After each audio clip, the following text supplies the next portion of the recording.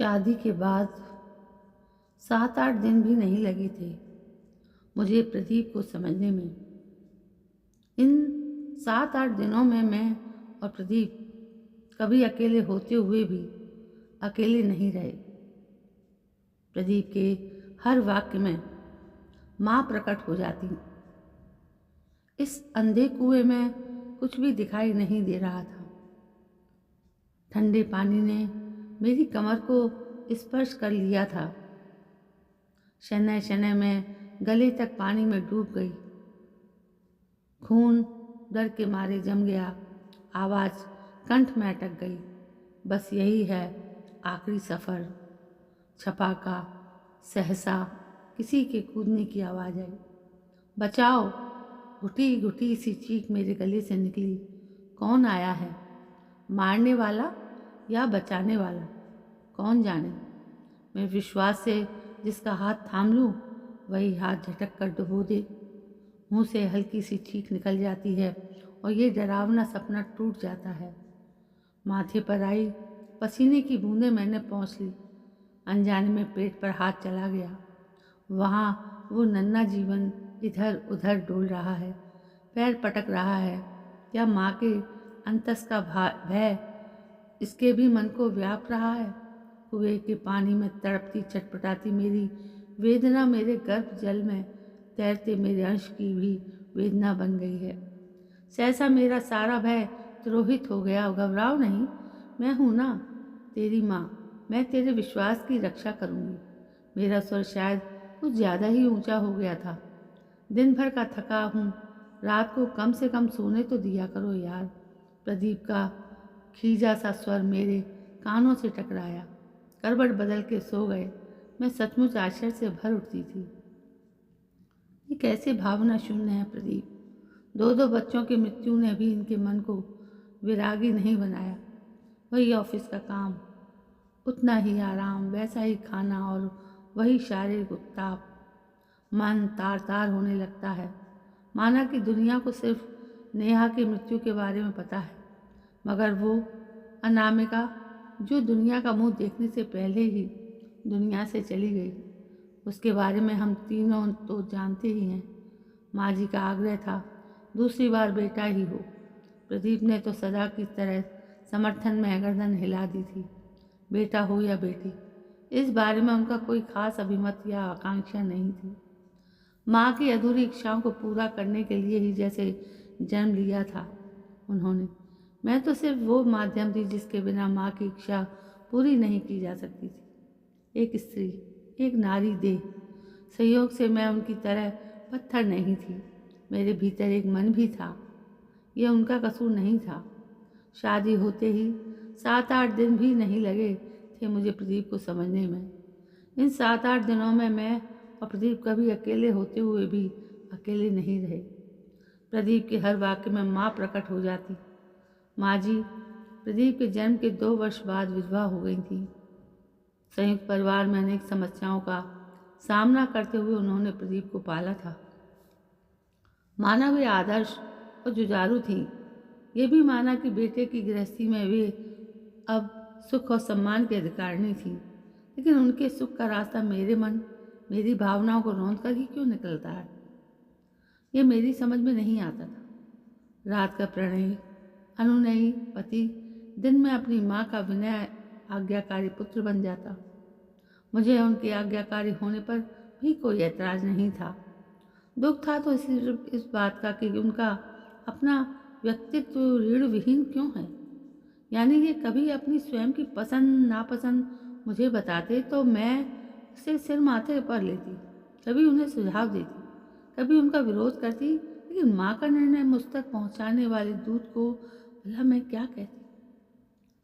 मुझे याद है पहली मिलन की रात प्रदीप ने मंगलसूत्र और टॉप छोड़कर मेरे सारे गहने उतार दिए थे। शर्म से बोझिल पत्नी के लिए मैं प्रदीप के किसी रोमांटिक वाक्य का इंतजार कर रही थी कि सहसा उन्होंने बड़े से रूमाल में सारे गहने बांधते हुए कहा, माँ को देकर आता हूँ। पहले मिलन की इतनी रूखी शुरुआत मेरे हृदय में शूल बनकर चुभ गई। एकाएक दर्द की एक जानी पहचानी लहर हृदय को व्यापती चली गई। रात के 3 बज रहे थे। प्रदीप को जगाने की सोची, फिर विचार बदल दिया। दर्द की पहली ही लहर से घबरा उठने का ये मेरा पहला जाया थोड़े ही था। इतनी जल्दी थोड़े ही कुछ होना था, ये तो मैं जानती थी, लेकिन सिर पर एक स्नेह सिक्त हाथ का सहारा चाहती थी। विलास के 2 मीठे बोल चाहती थी, पर उनके भी मिलने की उम्मीद नहीं थी। सहसा माँ की बेहद याद आई। लगा उनके आंचल में मुंह छुपाकर तमाम दुश्चिंताएं, दुख, दर्द और तनाव भूल जाऊं। नेहा के जन्म के समय उसने उतना ही दर्द झेला था जितना कि मैंने झेला था। मेरी वेदना से वो व्याकुल हो उठती, मेरी कमर सहलाती, अपने आंचल से मेरा पसीना पहुँचती जाती। इस बार मैं स्वयं ही मायके नहीं गई। न जाने कैसे ये निर्णय मैंने स्वयं की किस अधिकार भावना के तहत लिया था। सिर्फ एक यही निर्णय नहीं, वो भी मन फिर यादों की खो में भटकने लगा। अभी साल भर नहीं हुआ था, वो हादसा हुई।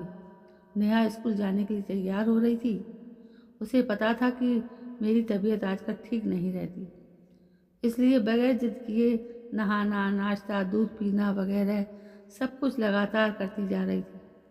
वो 2.5 महीने हुए थे और मेरी उल्टियों के मारे बुरा हाल था। चेहरा सूख सा गया था। नेहा को सब कुछ समझा दिया था कि यदि उसे दीदी बनना है तो माँ को तंग नहीं करना होगा। मुझे आज भी याद है उसकी चौकस जिज्ञासा भरी गोल गोल आँखें। इस घर में शिशु के आगमन में उसकी भूमिका, उस जिम्मेदारी को समझती हुई वे बोलती आँखें। मैंने उसे लाड़ से अंक में भरते हुए पूछा था कि उसे बहन चाहिए या भाई। मेरी बात सुनकर वो कुछ विचार मग्न हो गई। उसका एक हाथ उसके घुंघराले बालों से खेलने लगा। फिर उसे उसका निर्णय बहुत ही अहमियत रखता हो इस अंदाज में उसने सुनाया, मुझे तो मम्मी बहन ही चाहिए, मेरी गुड़िया जैसी सुंदर। वो मेरे साथ खेलेगी, मेरे साथ सोएगी। चुप भी कर, सुबह सुबह कैसी असगुनी बातें कर रही है लड़की। माँ जी अचानक प्रकट हो गई थी। इसे भी समझ नहीं है, जो मन में आया बोलती जा रही है।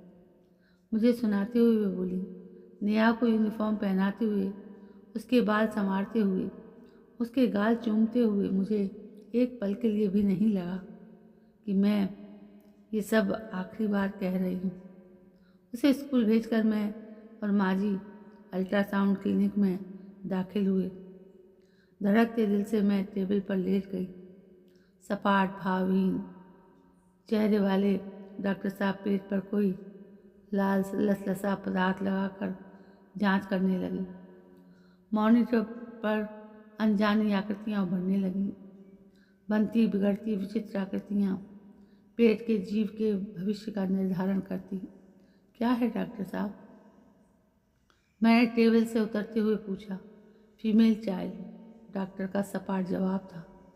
मैंने दोनों हाथों से पेट कसकर थाम लिया, जैसे इस तरह मैं उसे बचा लूँगी। लेकिन माँ जी का निश्चय पक्का था, आज ही अबॉर्शन कराना होगा। देर खतरनाक हो सकती है। प्रदीप को फ़ोन किया। मेरे मन प्राण जैसे बधिर हो गए थे। एनेस्थीसिया की गंध ने मेरी रही सही चेतना भी हर ली। हृदय सिर्फ खरोंचे महसूस कर रहा था। खाली कोख और भारी मन लिए घर पहुंची। अभी 1 घंटा भी नहीं गुजरा था कि स्कूल बस के एक्सीडेंट की खबर आई और एक ही दिन में मेरी कोख और मेरी गोद दोनों खाली हो गई। मन जैसे पत्थर हो गया। वह हंसना, रोना, बोलना सब कुछ भूल गया। मशीन की तरह दिन भर काम करना और रात को नेहा की एक एक बात याद करना। जग से तो जैसे मेरा नाता ही टूट गया था। कंठ तक रुलाई आती, पर आंखों से बरसना भूल जाती। सगे संबंधी पड़ोसी सहानुभूति से कहते, आखिर माँ है, कैसे सहेगी पहाड़ जैसा दुख। माँ जी हाथ नचा नचा कर कहती, बड़ी अनोखी माँ है। मेरे 3 गुजरे, तब भी मैंने अपने आप को संभाले रखा। नाटक करती है। आपकी कृपा रही तो यही यहाँ भी 3 गुजर सकते हैं। ये भी अजन्मे मेरा मन कड़वाहट से भर जाता। उस रात मुझे अपने आप से नफरत होने लगी थी। अभी नेहा की मृत्यु हुए पूरे 15 दिन भी नहीं गुजरे थे कि ये व्यक्ति जानवर बन गया था।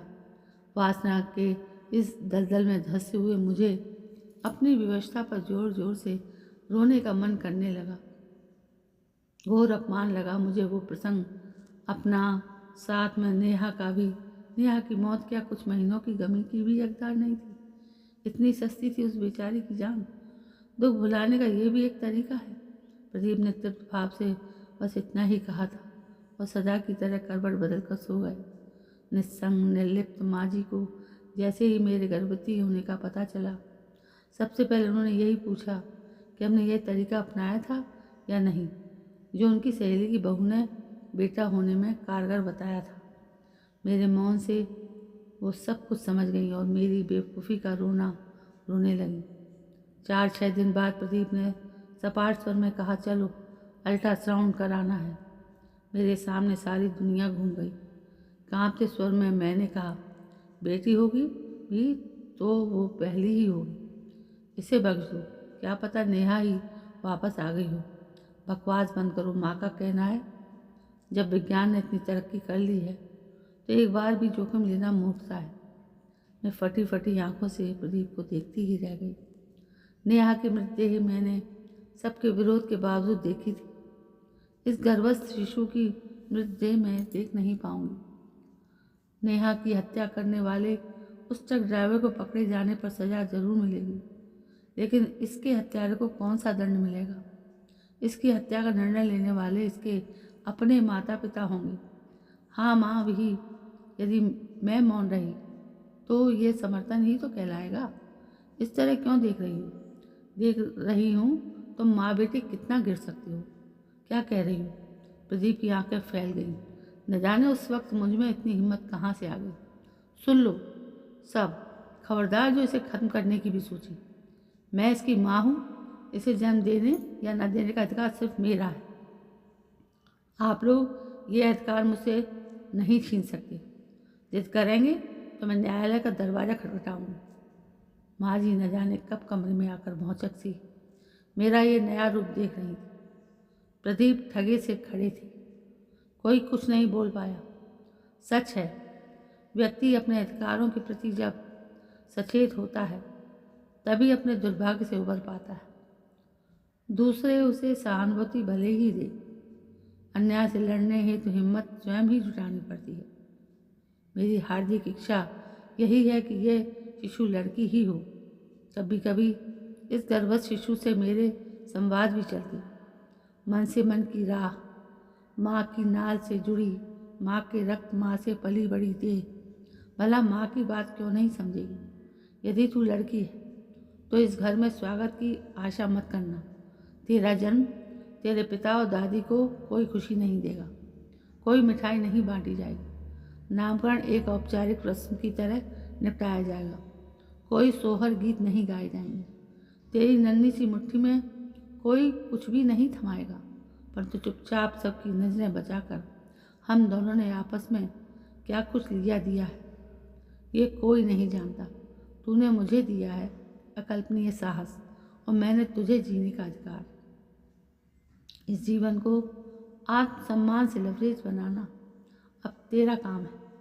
घड़ी की और निगाह डाली, सुबह के 5 बज रहे थे। अभी भी थोड़ा अंधेरा फैला था, पर थोड़ी देर बाद वो भी छूट जाएगा। दर्द की लहरों के बीच अंतराल घटने लगा।